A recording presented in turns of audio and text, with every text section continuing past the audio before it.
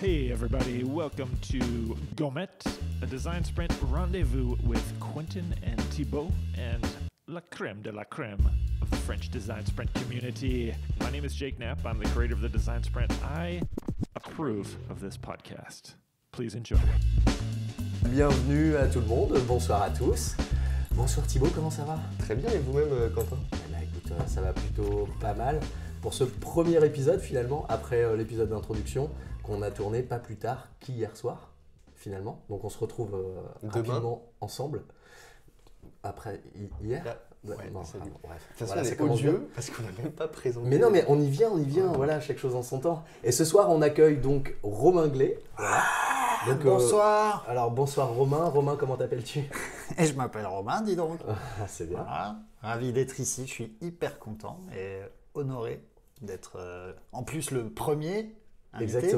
Exactement. Alors je pense que ça mérite quelques mots d'introduction quand même de notre part aussi pour les gens qui nous écoutent. Romain, donc c'est notre premier invité.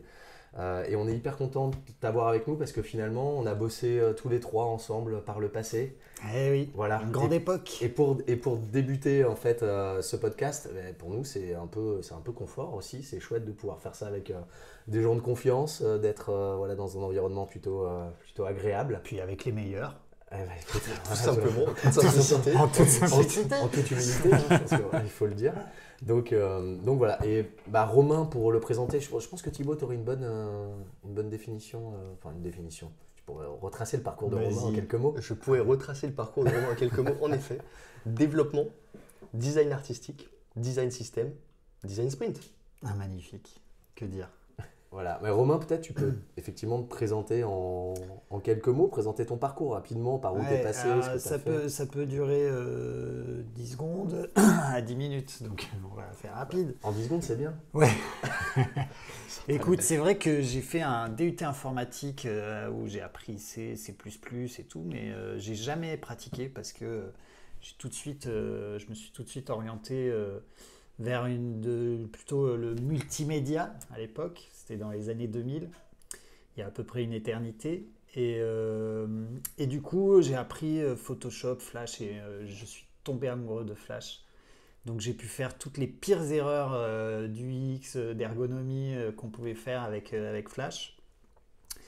Et ensuite, je suis parti dans la com, plus en tant que DA, où je bossais avec un rédac sur des concepts. Et puis à un moment, je me suis dit, mais tout ça, c'est...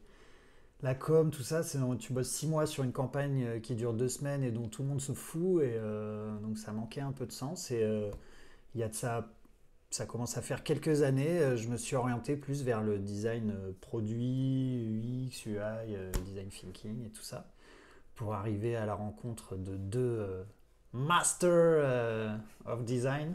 Alors attends, explique-nous d'abord, tu as fait du Flash. Qu'est-ce que ça veut dire faire du Flash? Ça veut dire qu'il a eu des awards. C'est ça que ça veut dire. Non, mais c'est vrai que maintenant tu dis Flash, les moins de 20 ans ne peuvent pas connaître vraiment quoi. Et alors c'est vrai que pour expliquer rapidement, Flash, c'est un peu une feuille à dessin où tu pouvais faire des animes interactives, tu pouvais faire tout ce que tu voulais. Il y avait une période qui a duré jusqu'à l'apparition de l'iPad et Steve Jobs qui dit on ne fera pas de Flash sur l'iPad, où tous les sites tu avais beaucoup de sites, dès que tu voulais envoyer un peu du lourd, tu faisais un site en Flash parce que ça bougeait partout et c'était cool.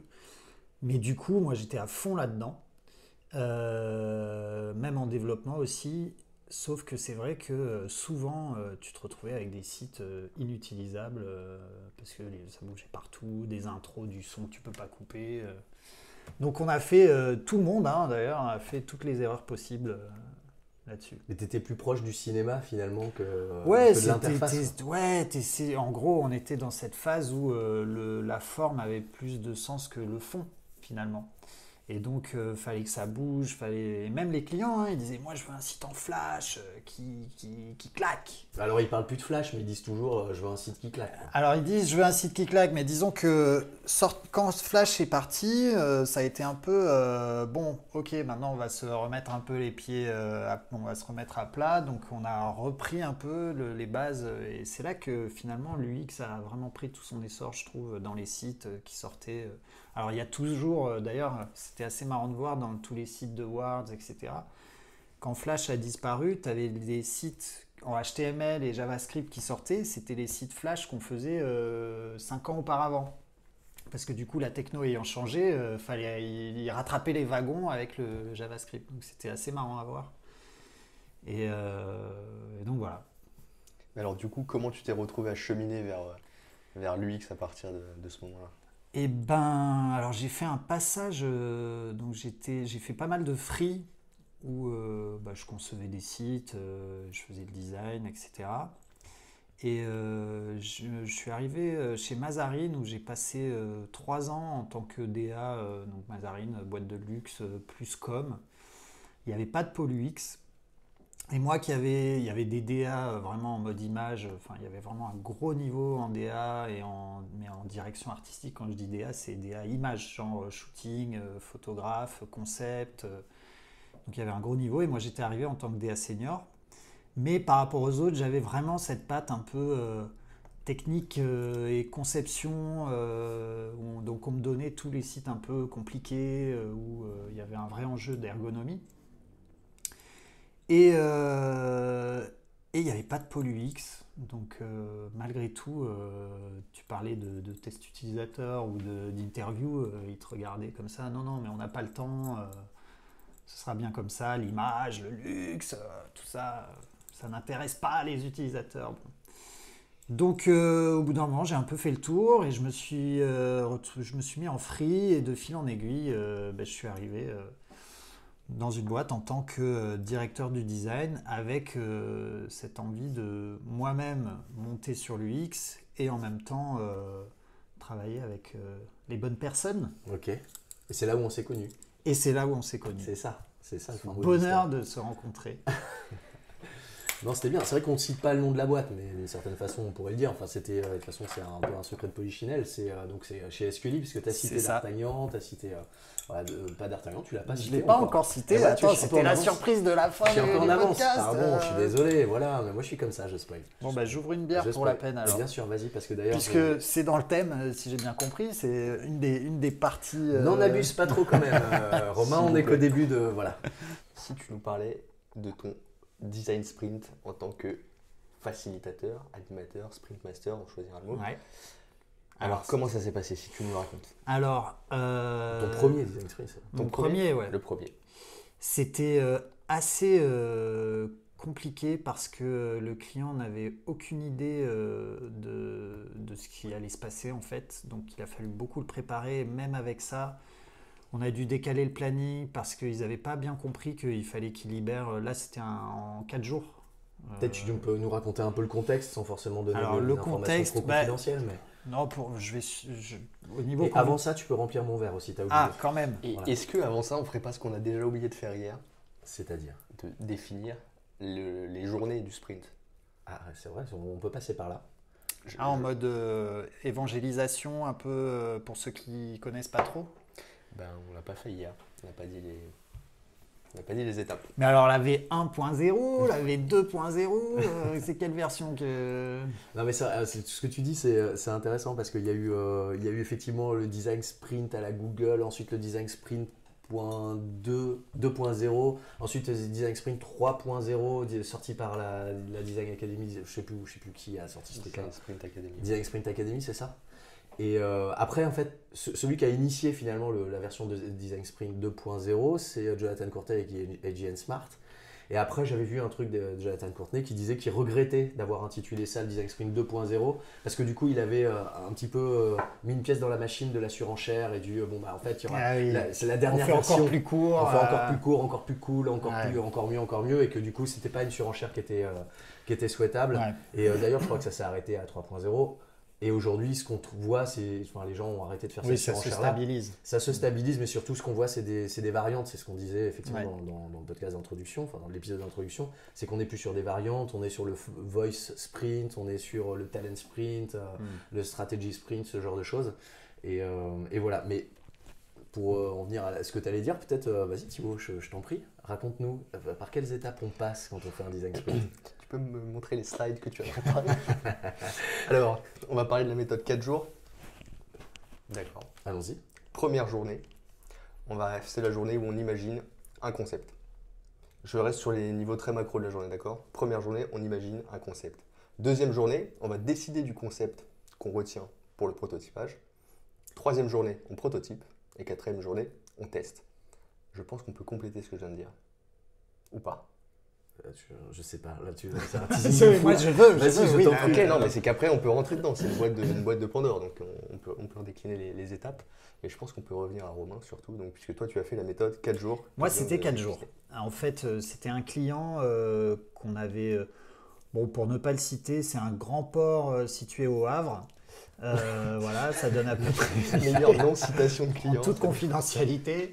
Mais ils étaient vraiment adorables et ils étaient en demande parce que ils avaient un vrai besoin en termes de design sur un projet qui était la gestion de matières dangereuses. Et alors c'était une coïncidence, mais c'était à l'époque de ce qui s'est passé pour Lubrizol. Donc il y avait vraiment un sujet et les matières dangereuses sont de toute façon, d'une manière générale, un sujet. Bref, ils devaient refondre leur outil de gestion des matières dangereuses. Pardon. Et on les a vus et tout de suite on a pensé à l'idée d'un design sprint pour faire ça très rapidement et avoir tout de suite des retours et une idée et concevoir une nouvelle version. Et juste quand il devait refondre c'est une refonte. D'accord, c'est une refonte d'un outil qui avait, il y avait un outil préexistant mais qui avait 15 ans. Okay. Ou 10 ans, je ne sais plus, mais vraiment, et justement, on a fait un peu d'études avant, toujours de la research avant le début du design sprint, n'est-ce pas? Et vraiment, c'était un enfer pour les utilisateurs, mais ils s'en contentaient, c'est ça le pire. Sauf que cet outil, finalement, était plus ennuyeux que lorsqu'ils étaient sur papier. Parce qu'avant qu'ils aient cet outil, donc, qui est sorti il y a 10-15 ans, ils avaient d'immenses livres où ils traçaient toutes les matières qui transitaient par le port. Et quand ils sont passés au digital, en fait, ça leur a plus compliqué la tâche qu'autre chose. Donc, le temps de dire, faire, décider, on arrive à ce moment-là où, allez, cette fois, on fait la refonte. Et vraiment, en 4 jours, on est sorti de là, on se fait des hugs avec le client, c'est génial, expérience, 4 jours. Surtout que, pour le coup, et je pense que, on va dire, tu sais, la phrase, c'est à faire une fois dans sa vie. On avait dans la salle la vue sur le port avec les porte-containers qui passaient devant. Mais j'ai vu les photos, c'était dingue. assez sympa. C'est quand même c'était un environnement assez particulier. Le cadre. C'est vraiment au cœur. On était sous la capitainerie en fait, dans une salle qui manquait un peu de murs, il faut l'avouer, parce que dans un design sprint, les murs blancs, c'est quand même sympa, hein. Mais avec des grandes baies vitrées qui donnaient sur la sortie du port. Et franchement, c'était inoubliable. Et côté client, ils étaient vraiment top. Donc, c'était vraiment un super souvenir. Et donc, pas facile pour moi parce que malgré tout, au début, déjà, j'ai été mis sur le projet après qu'il ait été initié. Donc, il y a eu un peu certains malentendus qui nous ont obligés à décaler le planning parce qu'ils n'avaient pas compris que ça allait être pendant 4 jours pleins où il fallait leur présence. Qu'on n'a pas eu complètement d'ailleurs, mais bon, c'était pas trop grave. Et surtout, leur outil est destiné à 2 cibles vraiment distinctes et ils n'ont pas voulu lâcher sur le fait d'avoir 2 prototypes, un pour une cible et un pour une autre. Donc déjà que dans un design sprint, t'as pas beaucoup de temps, on a dû vraiment, et j'ai tout fait pour leur expliquer, mais politiquement, c'était pas possible. On a dû faire 2 versions du prototype qui étaient semblables, mais pas avec les mêmes contenus. Donc tout de suite, quand tu as une journée, ça devient compliqué. Donc vous aviez la même structure, mais 2 contenus différents. C'est ça, pour adresser à 2 cibles différentes. Si je résume, c'est ça. Parce qu'il y avait 2 cibles et il ne fallait pas rendre jaloux l'un ou l'autre. Parce qu'on peut rappeler quand même que dans la méthodologie initiale, donc, pour servir le rôle pédagogique qu'on s'octroie. Élégant. Voilà. En fait, dans la méthodologie sprint, en théorie, on réalise qu'un seul prototype. Alors, ce que dit Jack Knapp, c'est potentiellement il peut y en avoir 2. Je ne connais pas beaucoup de gens qui le font. C'est-à-dire, on peut décider à un moment donné, au moment du choix du concept, de mettre 2 concepts en compétition finalement. Et si on a la capacité, si on estime qu'on a la capacité, le temps, l'énergie pour pouvoir mettre en compétition ces deux concepts qui nécessairement doivent pouvoir s'équilibrer. Donc on est sur une complexité qui est moindre que si on est sur un seul concept. Et tout ça, on l'accepte. On a deux concepts et on peut les mettre en compétition lors des tests.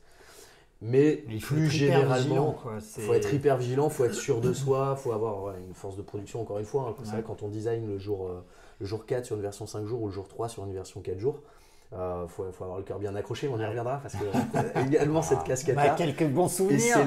Et c'est là où on a une licorne. Parce que, mais tout ça pour dire qu'effectivement c'est toujours un peu tricky. Et qu'en même temps, finalement, quand on écoute des gens qui font des sprints, on a souvent ces petites histoires qui disent il y a la règle. En fait, il y a la règle édictée par le dieu Jack Knapp d'une certaine façon, ou peu importe.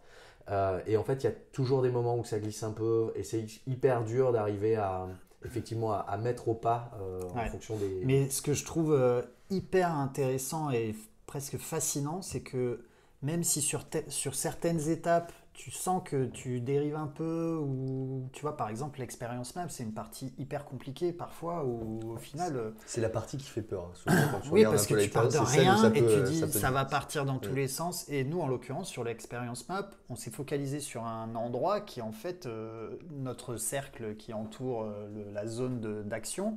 En fait, c'était un tout petit endroit qu'on a dû ensuite développer à partir de là. Mais au final... Même si sur certaines étapes, tu te trompes, les étapes font qu'à la fin, tu retombes sur tes pattes quand même et tu arrives quand même à un truc qui a de la valeur, qui est testé. Et ça, je trouve ça assez marrant. C'est ce truc de se dire, vous inquiétez pas, ça va toujours avoir l'air un petit peu bancal finalement. Il y a des moments, il y a une courbe émotionnelle un peu du sprint, et il y a des moments où vous allez avoir des haha moments, où vous vous dites ouais c'est bon, on est dans la bonne voie et tout, puis 5 minutes plus tard, vous allez être complètement perturbé par ce qui se passe. Vous allez vous dire mais où on va, qu'est-ce qui se passe? Mais finalement, comme tu le dis, on arrive quelque part. Et à la fin, on arrive à quelque chose qui est toujours satisfaisant, même si les résultats des tests ne le sont pas forcément par rapport aux questions qu'on a posées, mais au moins on a des réponses. C'est ça qui est génial. En l'occurrence, on est parti sur des hypothèses qu'en fait le client, on avait du coup 3 personnes de chez eux qui participaient au design sprint. En fait, ils avaient un peu triché parce qu'ils avaient déjà une idée de ce qu'il fallait faire. Mais ça n'a pas été très gênant parce que du coup, nous ayant un regard extérieur, et pour le coup, ça a été une des difficultés, c'était l'onboarding, parce que le sujet des matières dangereuses est très compliqué, c'est-à-dire que les matières dangereuses, chez eux, ça va du flacon de parfum aux déchets nucléaires. Et entre tout ça, tu as les bâtons de dynamite, tout ce qui est inflammable. Un sujet explosif. C'est un sujet explosif et chaud. Bref, du coup, rien que pour nous de rentrer dans leur métier, ça a été très très compliqué. Et ça, tu l'as fait à quel moment du coup? C'était avant ou c'était pendant? Alors, tu t'es retrouvé un petit peu surpris? J'ai eu droit, dans le cadre budgétaire, à une journée d'interview. On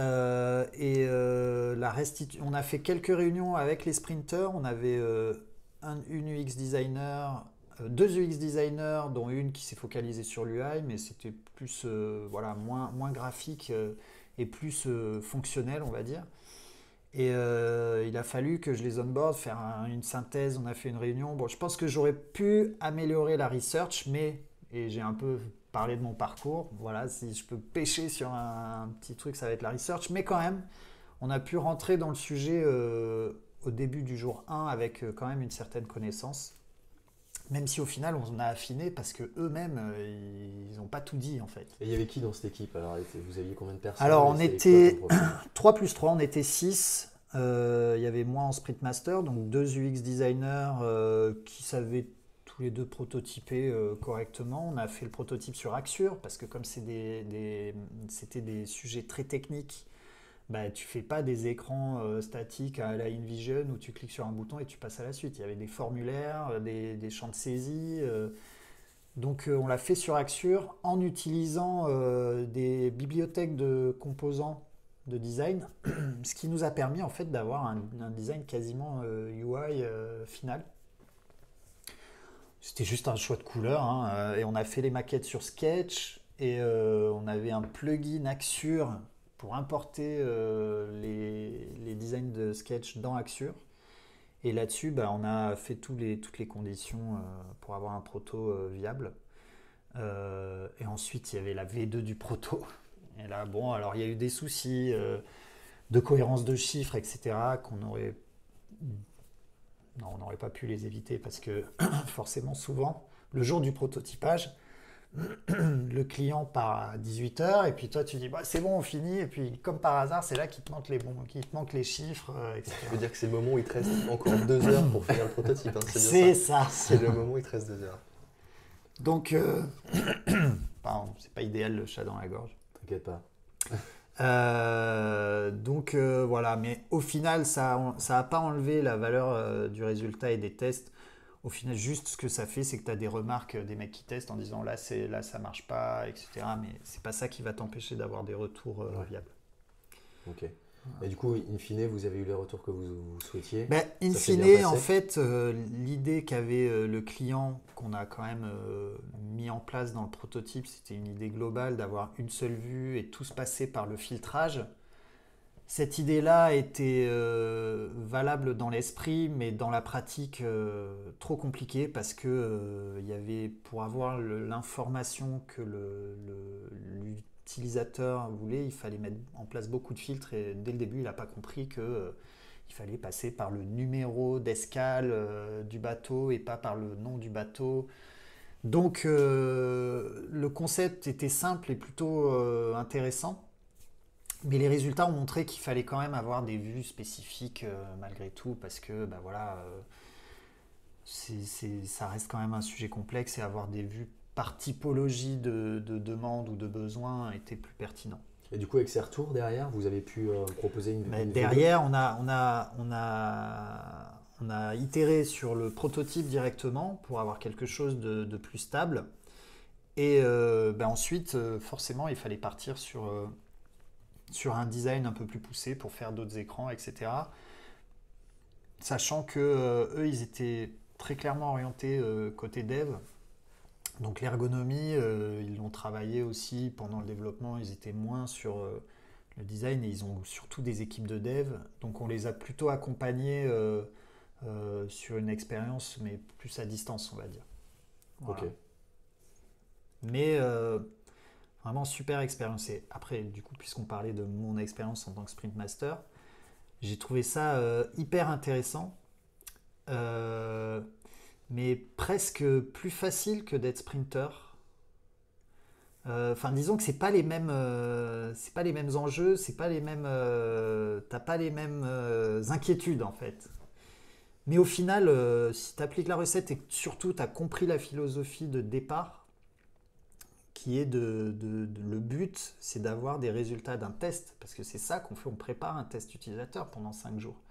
Si tu as compris ça et que tu te focalises sur le test en permanence, au final, tu appliques la recette et tu arrives à mettre les bons warnings au bon moment pour cadrer le truc, quoi. Donc plus facile que d'être sprinter. Après, il y a différentes catégories de sprinter. Ouais, tu as plus de pression, mais finalement, le taf est plus facile, je trouve. Ok. Tu as plus de pression de cadrer, mais je trouve qu'en tant que sprinter, surtout quand tu fais le prototype, tu es au jour du prototypage et en gros, tu es non-stop sur ton ordi. Alors voilà, on y vient, naturellement, on y vient.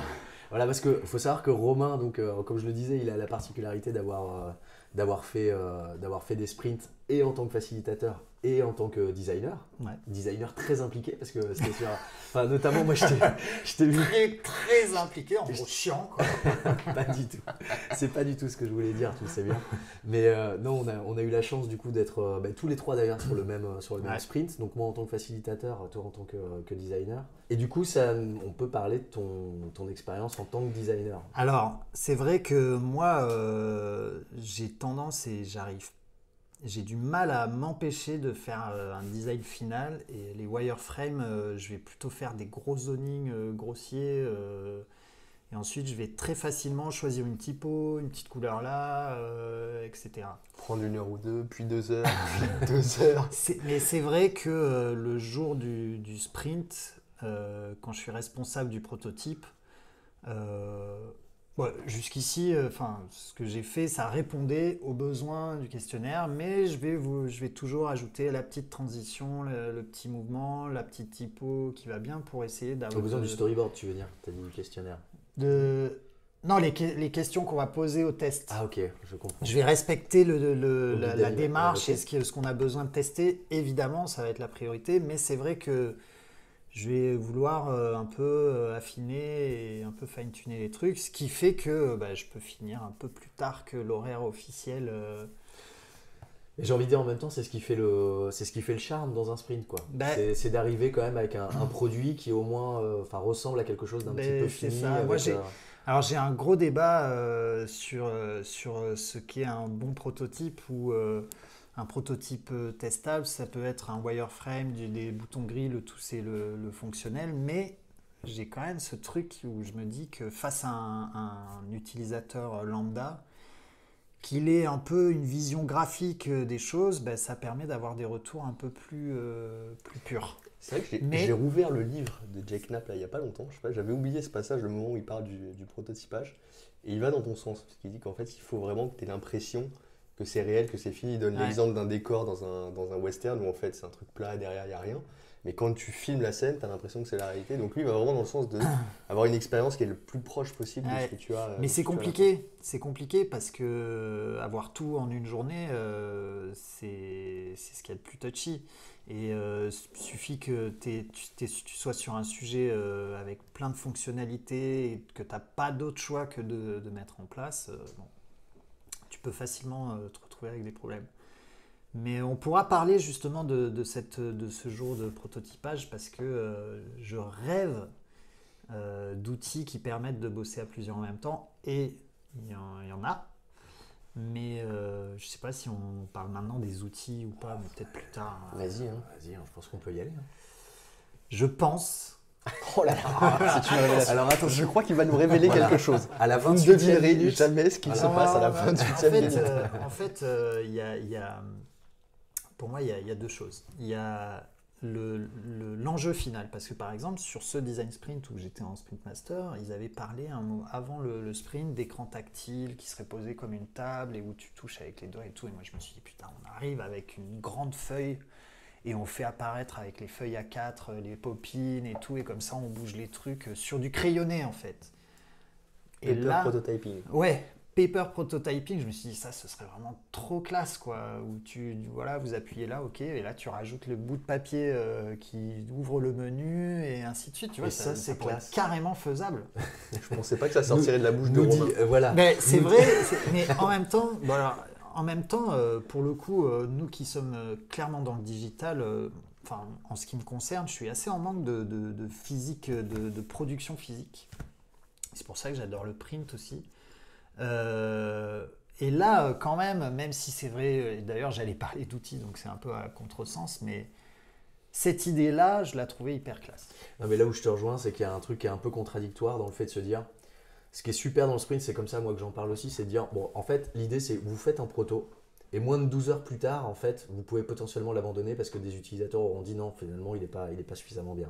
Sauf que ce proto, tu as mis de l'amour dedans, tu vois, quand tu es designer. Moi, j'ai pas vu un seul designer dans un sprint qui s'est pas hyper engagé dans la réalisation de ce proto, parce que je pense qu'il y a aussi un truc qui doit... Moi, je fais pas de proto, mais je pense qu'il y a un truc qui diffère en fait en sprint, quand tu me dis si je me trompe, quand tu es tout seul à faire ton petit proto chez toi, etc., et quand tu as une team derrière toi, toi qui t'attend et qui est derrière un peu en train de te soutenir, c'est comme en compétition de sport et tout ça. Non, mais, et tu dis, voilà. Tu prends, en fait, quand tu fais le prototype, tu prends pas un engagement pour toi en disant je suis en charge du prototype. C'est que si tu joues pour l'équipe et tu peux pas te planter, parce que si toi tu te plantes, tu plantes toute l'équipe et tu es tout seul. C'est-à-dire que les autres ils sont là, bon, tu as besoin de trucs, tu as besoin d'aide. Tu veux un Kit Kat? Ouais. Je vais te chercher un café. Alors c'est hyper agréable, mais moi ce qui est clair, c'est que sur tous les design sprints que j'ai fait en tant que designer et en tant que prototypeur, j'arrive à 8h30 du mat, j'ouvre mon ordi, je ferme mon ordi à 19, 20, 21h, bon, parfois plus, mais c'est non-stop. Et ce qui est agréable quand même, c'est que tout le monde est là à ton service, donc tu es quand même un peu le roi de la journée. Parce que voilà, on essaie de te fournir tout ce qu'il te faut. Donc tu dis non, moi je veux un fichier Excel, ouais, non, des SVG. Mais dans ce que tu dis, ce que je trouve hyper intéressant, c'est le côté. En fait, tu pars du principe qu'il y a une équipe qui est derrière toi le jour du prototypage, ce qui n'est pas toujours le cas en fonction de ce que tu arrives à vendre. Je crois qu'on le disait hier, la méthode 4 jours, elle avait l'avantage tu vends 2 jours en fait. Tu dis au client, on a absolument besoin que vous soyez là 2 jours. Mais ce qui ressort de ce que tu dis, c'est qu'en fait, c'est hyper agréable pour la personne qui prototype d'avoir toute l'équipe derrière lui, qui donne les contenus, qui fait des choses. Alors attention, oui, c'est agréable à certaines conditions. Oui, alors, à condition, les conditions. Non, on pourrait en parler. J'ai pas été confronté grâce à des sprint masters qui savent gérer le truc. J'imagine que c'est de ça que tu veux parler. C'est que si tu as un gars qui arrive, attends, modifie ça, ça, là, ça peut partir en vrille totale.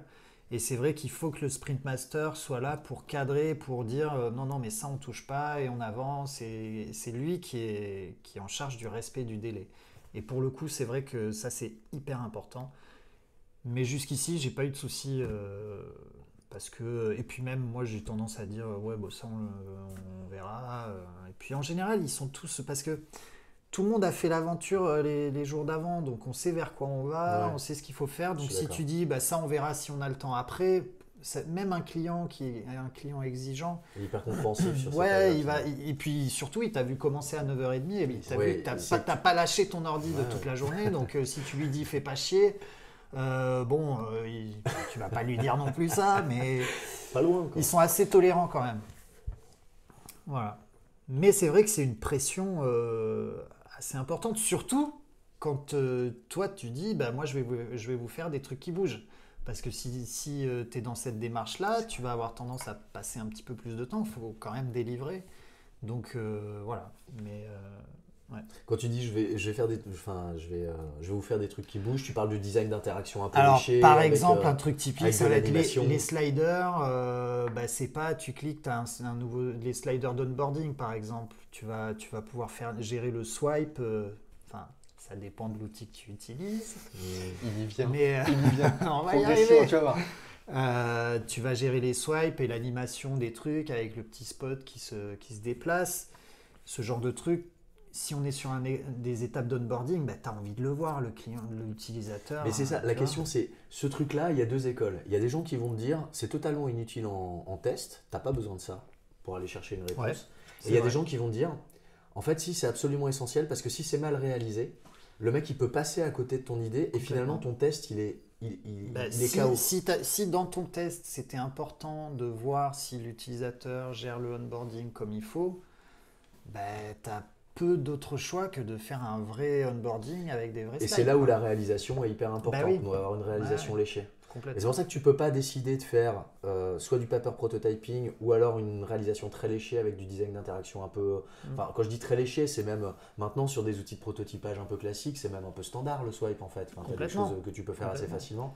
Mais tu vois, en sprint, en théorie, l'idée c'est de se dire, tu peux pas tomber amoureux de ton prototype. Ou en tout cas, on va tout faire pour que tu tombes pas amoureux de ton prototype, pour que tu sois pas complètement biaisé le jour des tests. Et finalement, enfin, je sais pas vous, mais moi j'ai toujours vu finalement une équipe tomber un peu amoureuse de son prototype, malgré tout. Mais c'est là que tu as le designer, c'est une des qualités, je pense, quand tu fais l'équipe, et notamment la personne qui va faire le prototype, c'est d'avoir une personne qui peut se prendre d'amour pour une idée à laquelle il croyait peut-être pas forcément lui, parce que c'est possible. Que les gens vont voter pour un concept que lui, il n'aurait pas retenu, pourtant c'est lui qui va faire le prototype. Et si tu as une personne qui commence à se braquer et se dire c'est pas une bonne idée, c'est pas bon, etc., tu vois la dynamique qui va se péter ce qui va se passer, quoi.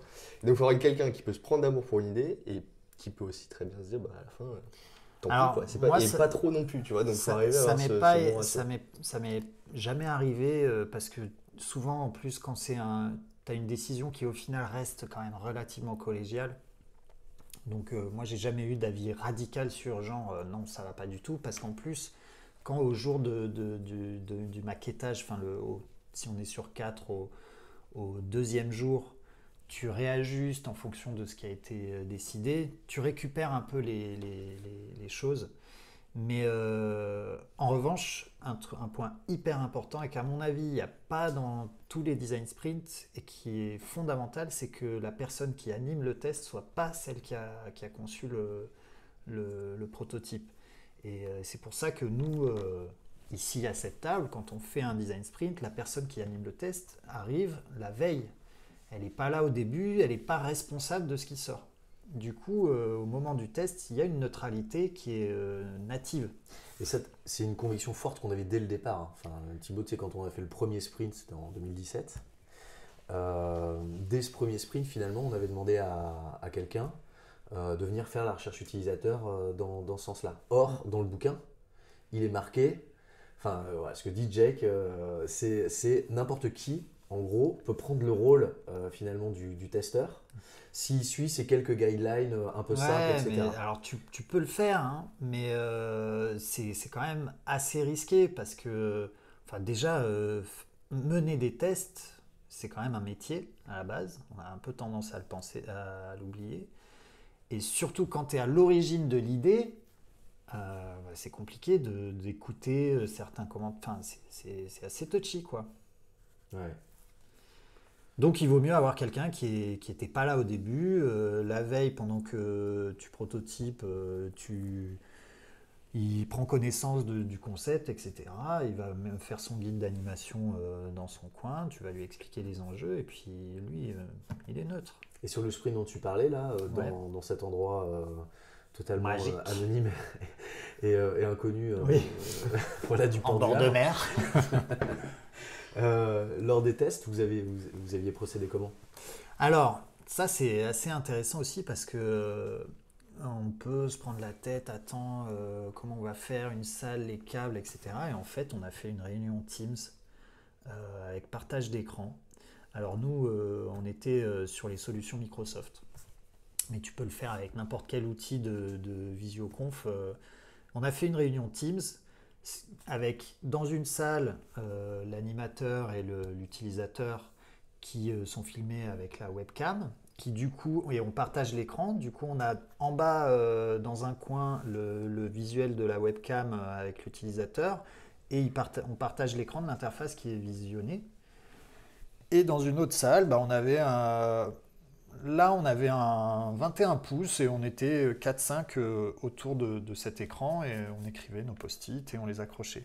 Mais par contre, j'ai eu un autre design sprint où je ne pouvais pas être là le jour du test parce que je partais en voyage. Et ce qui était assez fun avec ce système de réunion Teams, c'est que j'étais dans une autre ville et j'arrive et je me connecte à la réunion Teams, je coupe la caméra et le micro et je voyais le test en live, mais complètement à 300 km de distance. Du coup, la technologie mais c'est simple, c'est hyper basique, mais c'est comme ça qu'on arrivait, mais même toi Thibaut, c'est comme ça que c'est vous qui l'avez mis en place d'ailleurs ce principe, mais au final, pourquoi tu veux te prendre la tête avec des câbles et des trucs alors que tu fais une réunion en ligne? Le seul truc, c'est d'avoir une bonne connexion internet et pour le coup, on a un peu galéré là où on était à avoir une connexion qui tenait la route, mais je crois qu'on l'avait fait en partage de 4G d'ailleurs, et ça tenait la route. Ça marche pour le desktop. Sur le mobile, après, c'est une autre histoire. Ouais, c'est un peu plus possible. Mais ça, c'est sur les profils de tes Et tu nous as pas dit quand même ce que tu voulais nous dire. Comment ça les outils. Moi, j'ai pas eu l'occasion de faire un prototype avec Figma, mais j'adorerais bosser à deux en même temps sur un même fichier pour faire un prototype.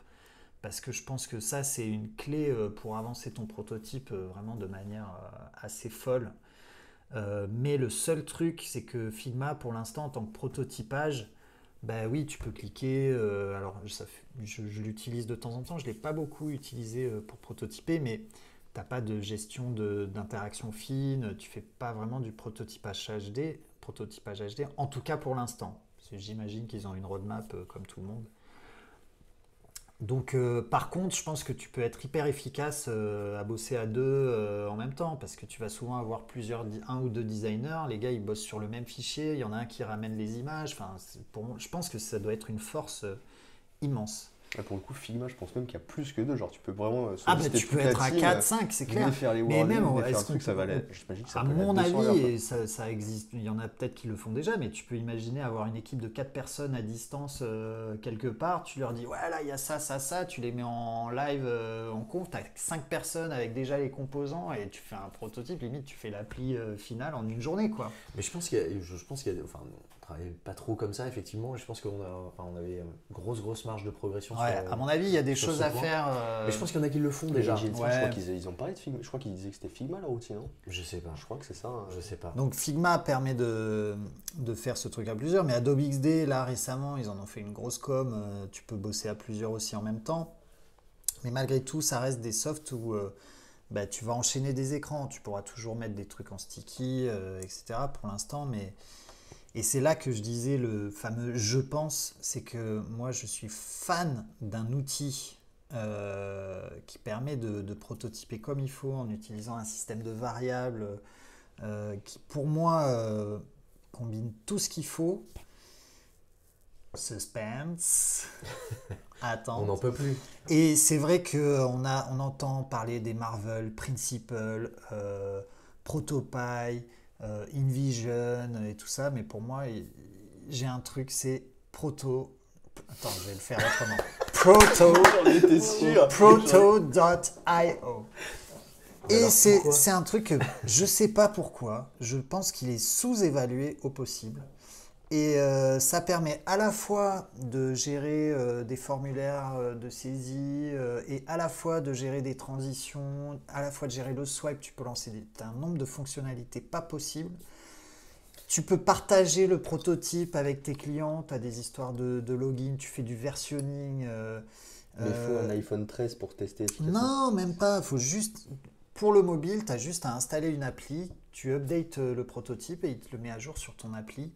Là où Principle, tout ce que tu peux faire, c'est soit installer l'appli sur le Mac, soit exporter une vidéo. Enfin, pour moi, c'est vrai que j'avoue qu'il est grandement sous-évalué pour moi, mais je suis fan de Proto.io.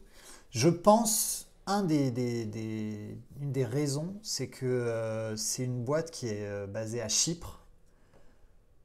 Voilà. Alors tu peux te dire, bon, Chypre, paradis fiscal, etc. Mais non, parce que j'étais jusqu'à regarder les membres des équipes qui bossaient sur le sujet. Ils sont tous chypriotes, donc c'est vraiment des gens qui sont basés à Chypre. Et ils sont peut-être pas à San Francisco en mode start-up, etc. Mais quand même, juste pour donner un ordre d'idée, quand tu es en train de bosser sur Proto.io, tu as un chat à disposition avec un mec qui te répond en live sur les problèmes que tu as sur ton prototype. Et ça, autant des chats sur des sites pour avoir des infos sur le produit, j'ai déjà vu, mais un chat où tu es en train de bosser et tu peux poser une question, et ils te répondent, moi, ils m'ont répondu soit dans la demi-heure, soit dans les 2 heures. Enfin, ils répondent, quoi. Et les mecs, ils t'aident à faire ton truc. Ouais, alors, je me souviens, il y avait un petit débat, d'ailleurs, parce que tu n'arrêtais pas de parler de Proto.io chez SQLI. Quel débat? Alors moi je sais pas, je sais pas, c'est vous qui allez me dire, parce que moi j'étais pas avec vous puisque j'étais à Bordeaux. Mais je sais qu'il y avait des gens qui étaient Romain, il essaie de vendre son Proto.io, tout ça. Et manifestement, tu n'as pas réussi à les séduire. Alors, ouais, pourquoi? C'est vrai. Alors, j'ai regardé un peu sur le net des commentaires apparemment, il serait difficile à prendre en main. Je pense que l'approche de Proto.io est assez proche de celle de Flash, c'est-à-dire que tu as des composants qui s'imbriquent et que tu peux animer indépendamment. Mais ce que je trouve hyper puissant, puisque tu vas prendre un élément, à l'intérieur de cet élément, tu mets des différents états, genre on, off, etc. Et ensuite, tu commandes l'état de ces éléments depuis le niveau supérieur, où il y a une imbrication, une hiérarchisation qui est faite de sorte que tu peux vraiment tout animer. Et pour le coup, sur les prototypes que je faisais directement le design, l'UI sur Proto.io. Je faisais tout en fait. C'est une sorte de flash en HTML, puisqu'on parlait de flash tout à l'heure, qui te donne une liberté, et surtout à l'export, c'est vraiment un outil de travail. C'est-à-dire que tu peux dire, ben voilà, ce lien-là, je le partage, celui-là, je ne le partage pas. Cette version du prototype, je la pousse pour le client, celle-là, non. Et est-ce qu'il va jusqu'à te préparer le code aussi pour préparer par exemple à l'export, tu peux l'exporter en local en HTML. Donc tu vas avoir une page HTML, okay. Voilà. Mais ce n'est pas du code de production. Clairement, c'est vraiment du code spécifique. Par contre, tu peux exporter un zip qui te sort un prototype HTML de ce que tu as fait et qui est visible en local par n'importe qui. Certains diront que tu es en train de parler d'Axure. Alors, quelle différence toi tu fais entre les deux ? Complètement. Et pour le coup, ce que je dis à chaque fois sur Proto.io, c'est que c'est une combinaison de Axure qui est quand même hyper puissant pour la gestion des formulaires dans des trucs très fournis. C'est une combinaison d'Axure et de Principle, ou une combinaison d'Axure et d'un outil qui serait plus léger, on va dire. Parce que avec Proto.io, tu peux gérer des variables, genre tu vas saisir un texte, tu le stockes quelque part, et puis dans un autre écran, tu vas récupérer ce texte et tu vas le réafficher. Tu peux gérer tout ça, il y a vraiment plein de choses à gérer. Mais je pense que, à mon avis, pour résumer, et puis après on pourra fermer la parenthèse, il y a deux raisons pour lesquelles c'est peut-être pas si connu. La première, je pense que c'est pas en mode start-up et les Américains, le truc de Chypre, ils sont plus sur d'autres trucs. Et la deuxième, c'est que c'est peut-être effectivement un peu difficile à prendre en main. Mais une fois qu'on a compris le principe, moi je jure que par ça, quoi. Après, moi, je sais pas ce que tu en penses, mais moi ce que je vois aussi, c'est que sur les sprints, et en fonction finalement de ce que tu attends à la fin de ton sprint, est-ce que tu es plutôt sur un prototype desktop où effectivement tu vas devoir gérer de la complexité de traitement, du formulaire, de la condition, etc. pour pouvoir traiter des use cases qui vont être hyper critiques et qui vont nécessiter de pouvoir intégrer ces conditions-là? Ou est-ce qu'à l'inverse tu vas être sur de l'application mobile un peu sexy avec justement une UI plutôt léchée? Déjà, tu vas peut-être pas choisir exactement le même designer parce que tous sont pas forcément à l'aise sur le design de la même expérience. Et puis effectivement, les outils sont pas forcément tous adaptés à la même finalité. C'est vrai, il faut être prêt à être agnostique sur le prototypage. Pour moi, et vraiment, c'est vrai que je parle d'un point de vue personnel. Et pour le coup, on parlait de prototype papier. C'est vrai qu'il faut être agnostique au départ. Et d'ailleurs, le prototype pour ce fameux sprint qu'on a fait, on l'a fait avec Axure et voilà, pas de problème. De mon côté, c'est vrai que je vais avoir tendance à favoriser ça parce que tu peux faire un peu tout. Tu peux faire un truc très technique comme un truc un peu animé ou du wireframe, hein, ça n'empêche pas non plus. Bon, voilà. À quel moment, c'est une question qui m'intéresse, à quel moment tu t'es dit, oh là là, il faut absolument que j'anime un design sprint? Alors, je me suis pas dit, il faut absolument que j'anime un design sprint. Par contre, je me suis dit, j'adorerais essayer d'animer un design sprint. Et alors, c'était quoi? Parce que c'est vrai que c'est après mon 2 ou 3e design sprint où c'est vrai que moi, de par mon background et de par mes affinités, on va dire, je suis plus un designer qu'un animateur, etc. Mais c'est vrai que j'avais toujours, je me disais, j'ai l'impression que, en tout cas, il faut essayer, quoi. Et après, voilà, même dès la formation que j'avais faite, tu es formé pour l'animer, pas forcément pour être sprinter. Donc, tu te dis, tiens, comment je pourrais me comporter face à cette situation? Et bon, voilà, on a tous, voilà, c'est une nouvelle opportunité qui peut se présenter, qu'on a envie d'explorer. Donc c'est vrai que j'avais envie d'animer. Et d'ailleurs, j'adore, mais de toute façon, que ce soit en sprinter ou en animateur, j'adore, c'est vraiment génial.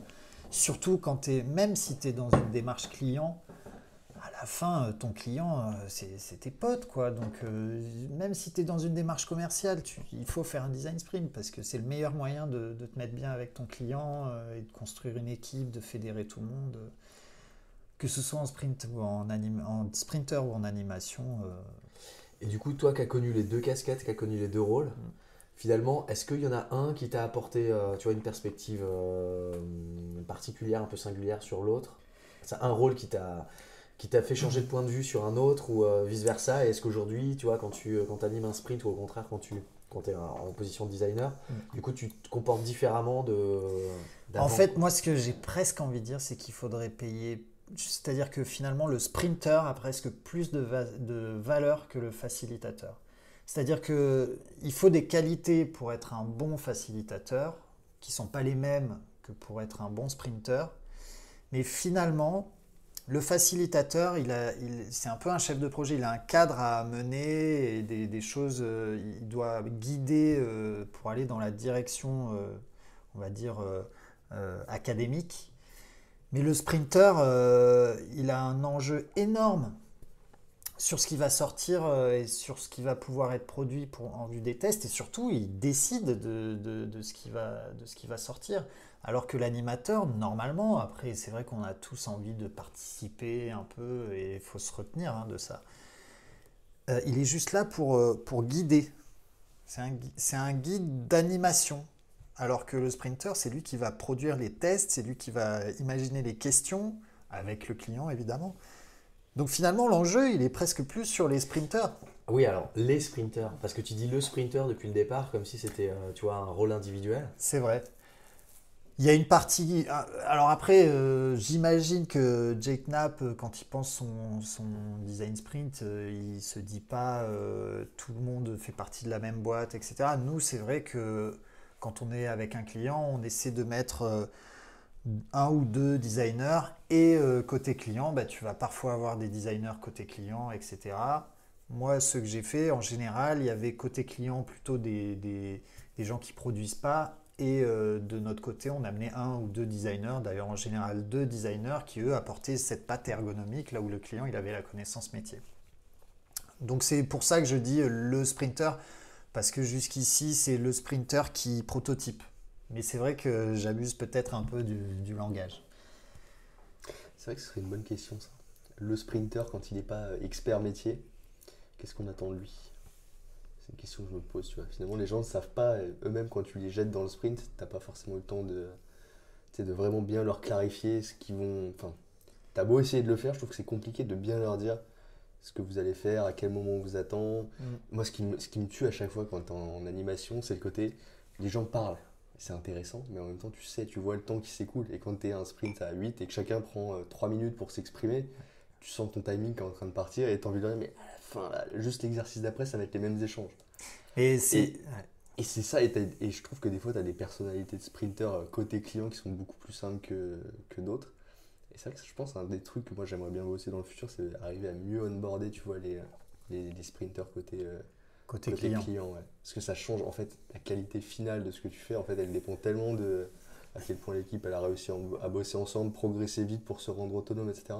C'est des sujets qui sont hyper intéressants. Donc tu vois, le côté, le rôle de l'animateur, je pense qu'il est aussi un peu dans les zones de blanc, tu vois, genre les trucs où tu l'attends pas. C'est vrai qu'il faut être excellent psychologue et savoir sentir un peu les personnes en tant qu'animateur pour mettre le cadre comme il faut, sans non plus pourrir l'ambiance en mode attention là il reste 30 secondes pour décider.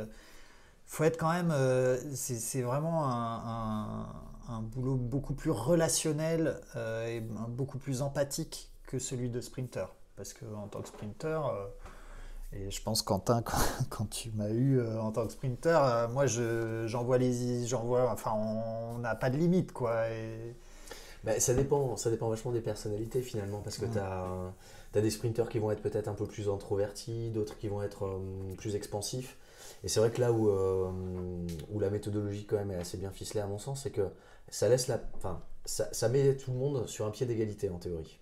Là où il y a le plus de débordements, généralement, c'est au moment du storyboarding. Et parce que en fait, il y a quand même un moment hyper critique, qui est le moment où le décideur choisit un concept, où là, toi-même en tant que facilitateur, tu as un peu le palpitant. Parce qu'évidemment, tu n'es pas la personne la plus intelligente dans la salle et tout, c'est pas le sujet, mais tu as vécu la même histoire. Tu dois te retenir de dire les choses. Et en même temps, tu sais où tu vas mener mieux que personne finalement dans le sprint, où la sprint team va atterrir avec son concept. Et du coup, tu as une petite idée quand même, en tout cas, tu as une petite intuition sur le ou les concepts qui vont être les plus intéressants à tester. Donc, tu dois garder cette espèce de distance et en même temps, cette espèce de distance qui est la posture du facilitateur que tu retrouves en agilité, etc., qui ne prend pas parti, qui est pas... Et en même temps, tu es un peu là, en tout cas, moi, c'est comme ça que je le ressens, tu as un peu un rôle de conseil quand même. Ça m'est déjà arrivé sur un sprint, par exemple, on avait parlé de Thibaut, mais un sprint où tu étais intervenu dessus aussi, un sprint où tu sens que tous les concepts, les 7 concepts, sont des concepts qui ne sont pas risqués du tout. Enfin, qui n'ont pas de parti pris très fort, qui ne sont que finalement une redite de quelque chose qui est déjà existant. Et il y en a un sur ces 7 concepts où tu te dis, là, il y a quelque chose potentiellement. Et si le décideur est un peu frileux, pour une raison ou pour une autre, hein, parce que c'est un peu le moment de vérité, et il se dit si je prends trop de risques, je vais rester dans ma zone de confort, alors que c'est exactement à ce moment-là qu'il faut qu'il prenne un risque. T'as beau le dire, et le redire, et le redire, et le redire, c'est difficile parce qu'il faut arriver à garder cette justesse, pas trop influencer, mais en même temps arriver à faire en sorte d'avoir... T'es garant du résultat finalement, ton objectif c'est d'avoir un résultat. Mais c'est vrai que quand tu dis tu vas pas insister, mais par contre, et c'est là qu'il faut être bon psychologue, c'est qu'il va falloir, quand il y a une phrase qui sort, c'est dire attends, tu voulais dire quoi? Tu mènes quand même un peu un jeu diplomatique aussi et quelque part, toi, tu connais, de par ton expérience d'animateur, là où il va y avoir de la valeur, etc.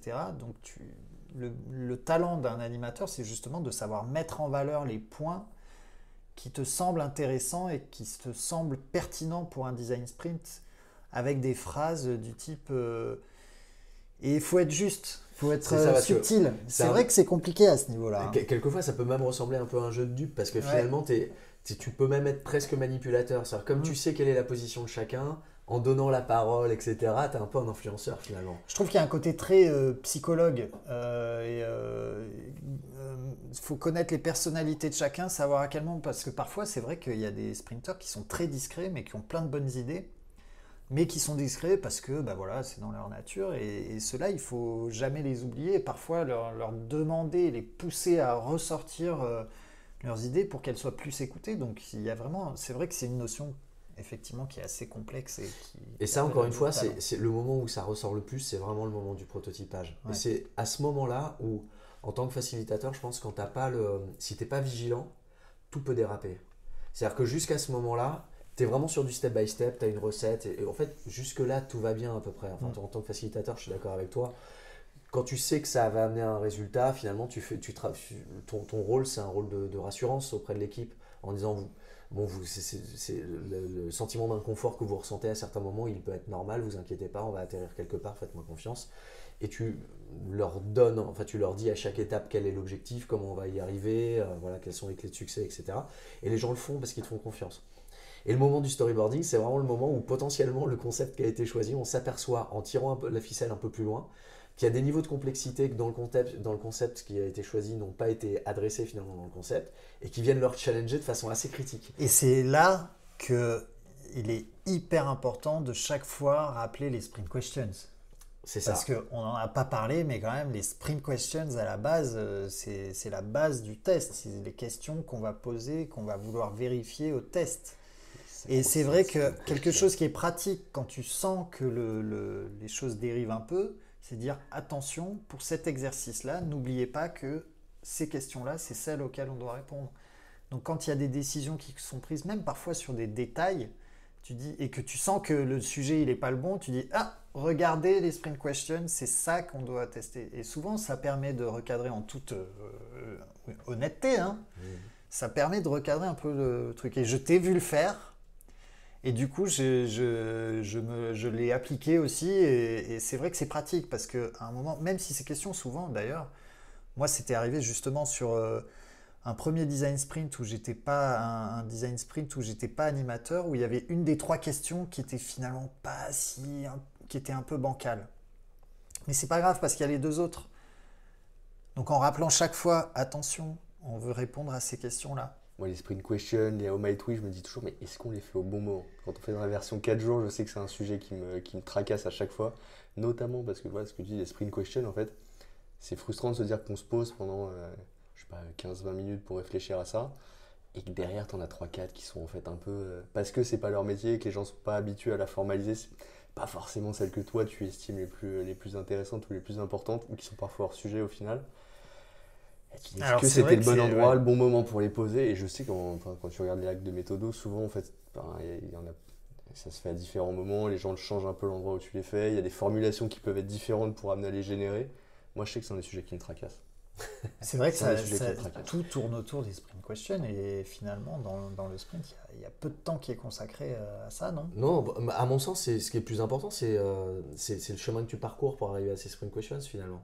Parce que effectivement, les sprint questions, comme tu l'as dit, quelquefois tu sens en continuant à travailler que y en a une ou deux qui résistent plus très bien, il y en a une qui est vraiment très importante par contre.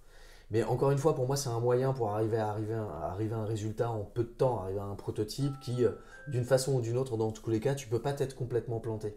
Enfin, tu vois, tu arrives forcément à quelque chose qui est quand même un peu pertinent et tu vas apprendre dans tous les cas. L'objectif du sprint, c'est quand même d'apprendre, c'est pas d'avoir un produit totalement fini à la fin du sprint. Et ce qui est un des trucs qui est à mon avis un des switches les plus difficiles en fait quand tu bosses avec des gens qui sont pas forcément habitués à la méthode, c'est ça. C'est de leur répéter, de leur répéter. On est là pour apprendre, on est là pour se planter. Sauf qu'en fait, ils ont payé une itération de sprint. Enfin, en gros, c'est dur de leur faire admettre qu'ils ont le droit de se planter. C'est une question de culture, tu vois. À partir du moment où tu acceptes que tu peux aller te prendre une vôtre, on va dire, et que c'est pas grave, et que c'est bien que tu as appris des choses, bah forcément, tu te libères, tu vas tester des choses un peu plus audacieuses.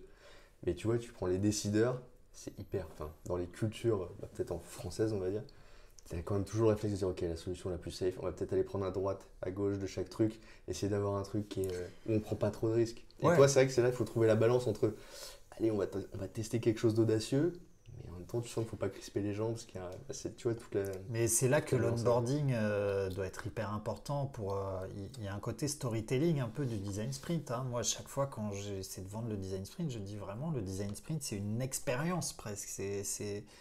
C'est une aventure de 4 jours qui permet de tout ouvrir au possible. Et je pense que si tu arrives à faire comprendre à ton client qu'avec ça, il peut aller où il veut, en tout cas en 4 jours, bah derrière, il n'aura plus cette barrière s'il a compris le principe. Et nous, on avait une dernière question quand même. On en a parlé au début de ce podcast, on en a parlé au début de cet épisode. À chaque fois, je parle de podcast, et cet épisode, on a parlé de ton parcours, de comment on était arrivé à se rencontrer. Et à partir de là, on a commencé à partir sur les expériences qu'on a eues ensemble de design sprint et de tes ressentis, etc. Et aujourd'hui, tu fais quoi? Quelles sont tes perspectives? Qu'est-ce que tu as envie de faire? Moi, là, j'ai entamé une nouvelle aventure dans une boîte qui s'appelle D'Artagnan Technologies. Petit coup de pub, voilà. Où on a un modèle un peu particulier, c'est que on a un modèle qui fait que les parts de la société sont données à 50% pour les salariés. Et ça ne veut pas dire que tous les salariés sont actionnaires, mais pour des salariés qui font avancer la boîte, il y a des parts qui sont réservées. Ce qui fait que, en fait, on est un peu entre. Tu vas avoir des boîtes qui sont des boîtes qui placent des freelances et qui vont dire oui, on prend des freelances, mais on a une communauté, etc. Donc venez, rejoignez-nous, rentrez dans la communauté. Nous, on a l'effet inverse où ça va être nous, on vend pas de freelance, on recrute, on construit une équipe sur profil. On rencontre tout le monde, toutes les équipes rencontrent les candidats. Il y a vraiment un côté où on ne va pas recruter juste parce que ça correspond. Mais une fois que tu es rentré, tu rentres un peu dans le collectif. Et du coup, en travail, si tu remplis des objectifs qui sont basés sur effectivement une masse de travail normale et une appréciation du client, tu vas avoir des actions. Et il y a cette partie-là et aussi un mode de gouvernance un peu original qu'on appelle holacratique. Il y a un peu de documentation là-dessus. L'idée, c'est de dire qu'on fonctionne par cellules autonomes. Et donc, moi, je suis practice leader de la practice experience design. Et on m'a confié un peu un rôle de monter la micro-entreprise de l'entreprise Experience Design. Donc moi, mon but, c'est de recruter des gens qui sont bien meilleurs que moi pour que eux me disent finalement quoi faire. Même si j'ai une petite idée des offres et de comment on peut présenter les choses. Mais mon but, c'est d'essayer de créer une sorte de petit collectif de designers créatif, parce que on a tendance parfois à se perdre dans des schémas académiques de process et de méthodes, mais je pense qu'avant tout, et j'ai revu il y a quelques temps, en fait d'ailleurs j'ai découvert la vidéo de IDEO des années 90 sur le design thinking et comment il procédait, et finalement c'est ça l'essence du truc, c'est qu'on est des créatifs, mais à l'écoute des utilisateurs et on est des curieux créatifs. Vraiment, moi, c'est dans cette démarche-là. Et du coup, derrière, à partir de ça, qu'est-ce qu'on peut faire pour apporter un service à nos clients qui répond à leurs enjeux business, qui répond aux besoins des utilisateurs et voilà, et comment on avance. Donc, vous êtes combien du coup aujourd'hui? Alors, la boîte s'est montée, la société s'est montée en avril dernier. Et actuellement, on est 20. On va être 24 bientôt. On a quand même pas mal de business. Et dans mon équipe, on est tout petit pour l'instant, puisque j'ai commencé en fin d'année. Hein. On est 3. Et puis voilà, on avance tranquillement. Ok.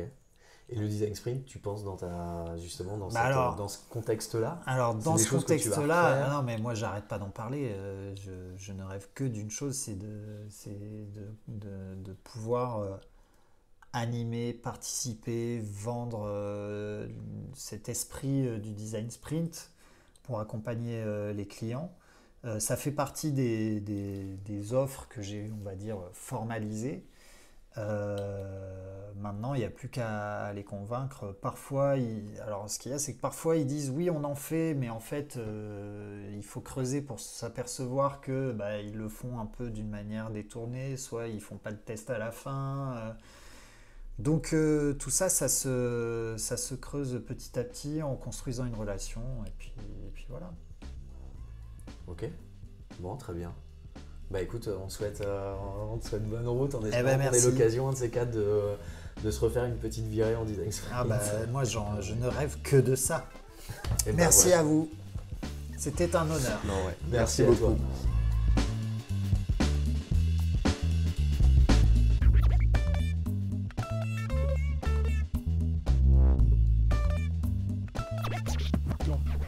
Gomet.